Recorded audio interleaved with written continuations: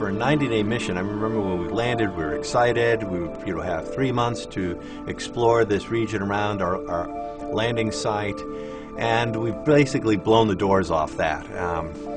For 6 years now, we've been doing classic field geology on Mars, learning about the planet and its ancient past, and there have been powerful revelations that have come well after that prime mission. This experience of Spirit is something that I've really kind of integrated into my whole identity. This has become part of what I do, and it looked at the very beginning of the mission like this was going to be something that I got to do for a very brief time, for 3 months, and that was terrific, and it was unique, and it was special, and I was really looking forward to it, and I never in my wildest imagination believed it was going to go on for years.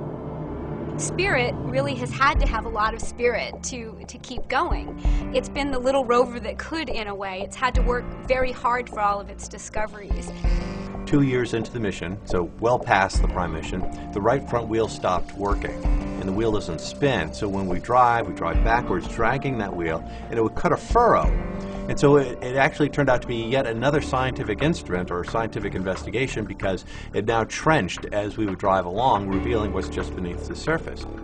One thing that we seem to be finding almost anywhere we're digging this trench are these widespread deposits of various kinds of salts and minerals. They look this brilliant white or yellow in the color images, and that's because they're either sulfur or silica or salts of various kinds. And the really important thing about these minerals, and salts in particular, is that the only way they form is with water. So the fact that we're finding these salts is real evidence that there was hot water over a very widespread area, not just little isolated pockets. Mars really could have been a place that supported life.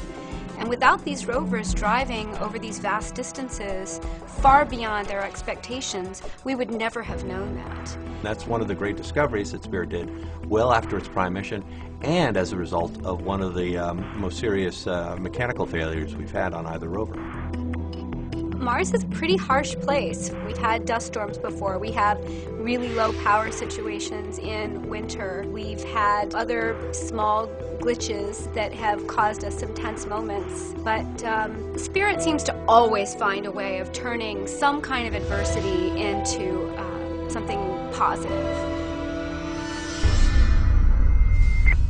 In April of 2009, we were driving on the west side of home plate after we were unsuccessful in trying to go other ways around home plate.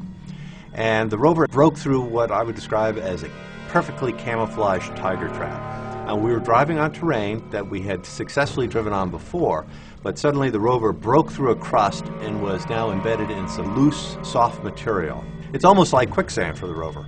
And with just 5 wheels spinning, the only thing that was happening was the rover was sinking deeper into this material. So we stopped, and we did a very ambitious ground test campaign where we built a sandbox on the ground, used one of our engineering rovers, and experimented with techniques to try to get the rover unstuck. The reality is it's very difficult with just a 5-wheel rover to get it unstuck from this difficult predicament. Very, very close to it. We have a very ambitious stationary science campaign for the rover. I mean, for 6 years we've been driving both Spirit and Opportunity, not really taking any time to stop and smell the roses. There's a lot of lander science that one can do, and we plan to do that with Spirit. Spirit's continued triumphs absolutely amaze me. Just the fact that we've had so much more of this mission than we ever thought we were going to have. What these rovers have done is that they have made Mars a familiar place. Mars is now our neighborhood. My team goes to work on Mars every day.